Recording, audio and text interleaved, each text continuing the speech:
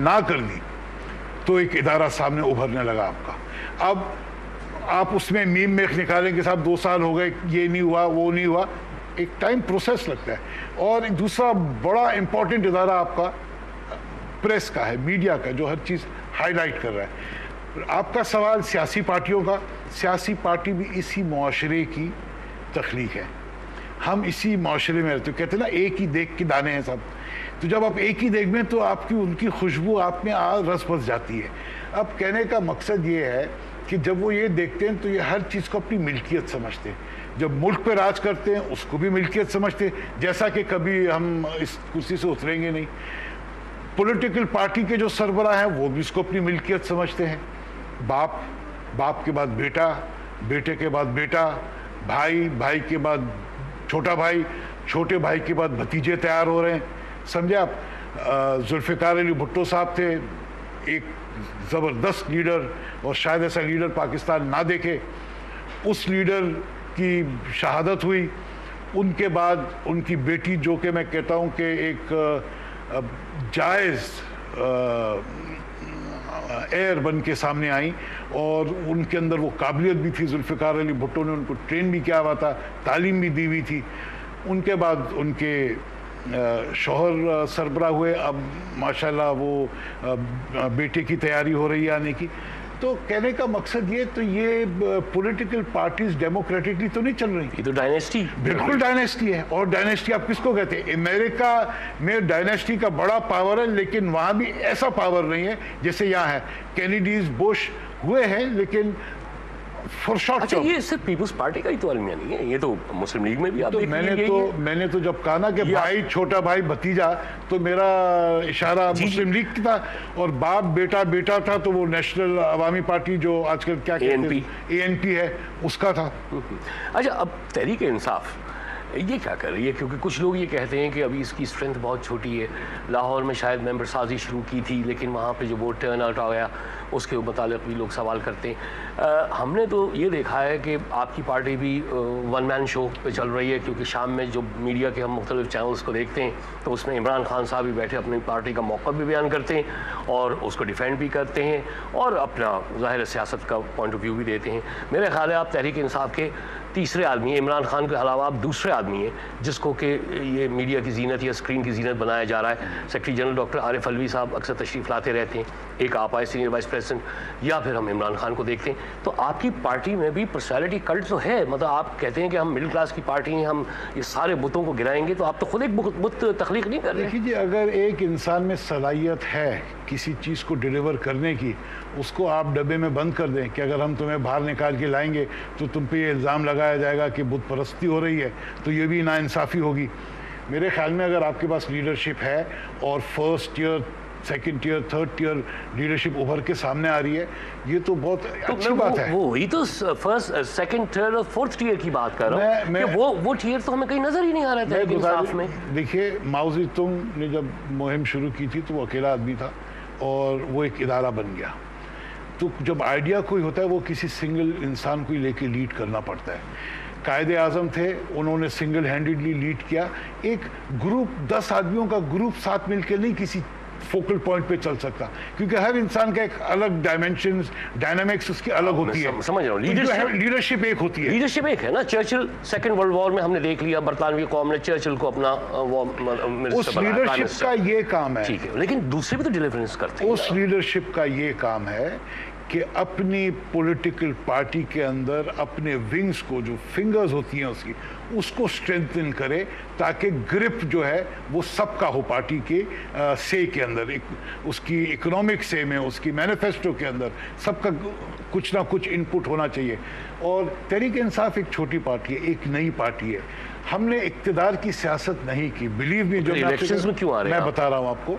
और इक्तिदार करने की सियासत है तो आप इक्तिदार में आएंगे तो आप चीज़ों को चेंज कर सकते हैं। लेकिन मैं जब इक्तिदार की सियासत कह रहा हूँ, उसका मकसद मेरा ये है कि आप आज पावर छीन कर या किसी के साथ बैठ के आप एलाइज बन जाएं, प्रिंसिपल्स को कॉम्प्रोमाइज़ करके, सिर्फ इसलिए कि आप ऐवान इख्तियार में आप दाखिल हो जाएं, तो वो सियासत तहरीक इंसाफ ने नहीं की। पहले भी तहरीक इंसाफ ने जब शुरू के अंदर इलेक्शंस हुए थे लेट 90s के अंदर, उस टाइम के ऊपर भी अलायंस का एक ऑफ़र था, जबकि इमरान की पॉपुलैरिटी से कुछ लोग घबरा गए थे और मुस्लिम लीग ने इनसे बात की थी, ऑफ सीट एडजस्टमेंट की थी। इमरान ने रिफ्यूज़ किया। ये मुशर्रफ ने इसको प्राइम मिनिस्टरशिप ऑफ़र की। इमरान ने हंस के कहा कि मुझे प्राइम मिनिस्टर बनाने से मकसद क्या है। तो फिर रेफरेंडम में मुशर्रफ साहब का साथ रेफरेंडम में दिया था और अक्सर लोगों का मुझे कंप्लीट करने दें, मुझे कंप्लीट करने दें। जब आप मुशर्रफ ने उसको प्राइम मिनिस्टर की ऑफ़र दी और उसने वो नहीं लिया कि मैं कठपुतली प्राइम मिनिस्टर नहीं बनना चाहता, मेरे कुछ ड्रीम्स हैं, मेरी कुछ विजन्स हैं, मैं पाकिस्तान को इंस्टीट्यूशनलाइज करना चाहता हूँ, जुडिशरी को इंडिपेंडेंट देखना चाहता हूँ, तो Musharraf dropped Imran Khan like a hot brick. That is when Imran Khan realized, not because he was dropped from the prime ministership, क्योंकि वो तो इमरान खान ने नहीं ली, लेकिन उसको ड्रॉप इसलिए किया कि जो हम चीज़ें चाह रहे थे मुशर्रफ उनमें इंटरेस्टेड नहीं था। That is where the parting of ways began. Referendum इसलिए हाँ किया, रेफरेंडम ने इसलिए हाँ किया कि 6 निकात उसने हमारे मैनिफेस्टो से लिए थे। हमारा जो सेक्रेटरी इंफॉर्मेशन था उसको उसने फॉरेन मिनिस्टर बनाया, अब्दुल सत्तार को। तो हमने तो कहा कि जो हम चाह रहे हैं ये अल्लाह का फरिश्ता आके ये काम कर रहा है हमारे लिए। गोया एक डिक्टेटर को आपने एक फरिश्ता समझा उस वक्त। देखिए, मैं बात इसलिए कर रहा हूँ कि आपके पार्टी के मैनिफेस्टो में भी जमहूरियत का जिक्र है। आप किसी को परखेंगे नहीं, आपको क्या पता है ये फरिश्ता है या शैतान है। नहीं सर, यहाँ पे इस वक्त इंसान को समझने की बात नहीं हो रही। इस वक्त बात ये हो रही है कि आपकी पार्टी का मैनिफेस्टो जमहूरियत पे यकीन था और ये यकीनन मुशर्रफ जो था गैर जमहूरी तरीके से आया था, तो पहला इख्तलाफ तो आपको वही हो जाना चाहिए था। रेफरेंडम में आप कैसे आए? बिकॉज उसके साथ ये था कि इंडिपेंडेंट इलेक्शन कमीशन होगी और इलेक्शन होगा। This was part of Musharraf's agenda and independence of judiciary हम डिमांड कर रहे हैं। लेकिन आपने मुशर्रफ का रिमूवल क्यों नहीं डिमांड किया? Because he came as a dictator. नहीं, बिकॉज उससे पहले जो जमहूरी हुकूमत थी, अच्छी थी बुरी थी जैसे भी थी, वो मुशर्रफ से बड़े डिक्टेटर थे। वो आपको याद होगा कॉन्स्टिट्यूशन के अंदर वो अमेंडमेंट ला रहे थे कि अगर आप पार्टी लाइन टो नहीं करेंगे तो you will lose your seat and you will have to go for, आप फ्रेश इलेक्शंस के लिए जाएंगे। उसका सियासी मुकाबला करते हैं।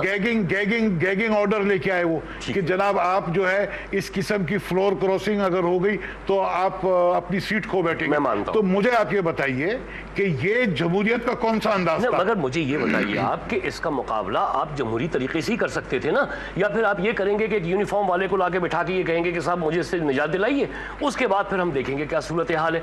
तो ये तो मसला ये है कि इसका मतलब है कि जर्नल तो सही कहते हैं कि मार्शल लॉ हम नहीं लाते, हमें तो सियासतदान तरगीब देते हैं। इसमें तो कोई एक वॉइड है, आइए साहब, और नहीं इसमें, तो मैं तो नहीं कर रहा हूं। तो फिर तरीके इंसाफ भी उसमें शामिल है।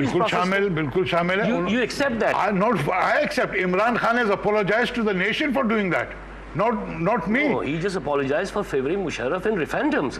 मैं तो इस पूरे प्रोसेस की बात कर रहा हूँ, माइंडसेट की। नहीं, जब आप एक बेसिक प्रिंसिपल को सपोर्ट करते हैं तो आपने उसके आसपास जितनी भी पैराफिनेलिया है आपने उसको सपोर्ट कर दिया, ठीक है। वो उससे एक बड़ी गलती हुई और वो ये उसका जो उस टाइम पे जो आइडिया था वो ये था कि अगर जुडिशरी इंडिपेंडेंट हो जाती है, और ये उसकी नादानी थी कि वो ये सोचता कि मुशर्रफ जुडिशरी को इंडिपेंडेंट होने देगा। उस टाइम पे जुडिशरी भी उनके साथ थी, जिस जुडिशरी ने उसको चने चबवा दिए लोहे के, वो जुडिशरी ने उसको 3 साल हुक्मरानी करने की इजाज़त दी और यहाँ तक के कहा कि आप आइन के अंदर तरमीम भी कर सकते। तो ये तो जुडिशरी ने भी उस टाइम पे किया था। But you learn, you live and you learn. वो एक बहुत बड़ी गलती थी। किसी आमिर को सपोर्ट करना एक बहुत बुनियादी गलती है, ख्वाह वो किस किस्म की भी खाल पहन के आए। वो समझ में आ गई हमें और इमरान खान साहब को भी समझ में आई। खाल जिस किस्म की भी थी अच्छी लग रही थी, लेकिन उस खाल के अंदर जो कुछ और मामला था। चलिए एक छोटे से ब्रेक का वक्त हो रहा है, ब्रेक पे जाते हैं, ब्रेक से वापस आते हैं और इस गुफ्तगू को जारी रखते हैं। ख़वातीन और हज़रात, गबोल साहब से ये दिलचस्प गुफ्तगू जारी है, कहीं जाइएगा मत, एक छोटे से ब्रेक के बाद आ रहा हूँ। मैं ख़वातीन और हज़रात स्टूडियो में मौजूद है पाकिस्तान तहरीक इंसाफ के सेंट्रल वाइस प्रेसिडेंट जनाब यूसुफ मलिक गबोल साहब। ब्रेक पे जाने से पहले गुफ्तगू हो रही थी और कुछ ऐसे गुफ्तगू थी जिसमें कुछ मामले ऐसे थे कि जो चाह रहे थे कि हम उसका कुछ कमा को जवाब भी मिले। बात यहाँ तक पहुँची थी कि हाँ एक गलती रियलाइज़ कर ली है। मैं समझता हूँ कि वो देर आयत दुरुस्त आयत वाली बात होती है, मगर इसलिए मैं इस बात को कह रहा हूँ कि कुछ हमारी सियासी पार्टियों की तो तारीख़ में माजरत या अपनी गलती एक्सेप्ट करने का तो हमें कहीं नज़र नहीं आता, जस्टिफिकेशन नज़र आती है। और बलोच साहब से अभी बात करूँगा, गबूल साहब से, और यही पूछूंगा कि उज़्र गुनाह बदतरस गुनाह वाली जो मिसाल है वो कैसे जाती है, गुफ्तगू कंटिन्यू रखते। तो हमने इस सियासी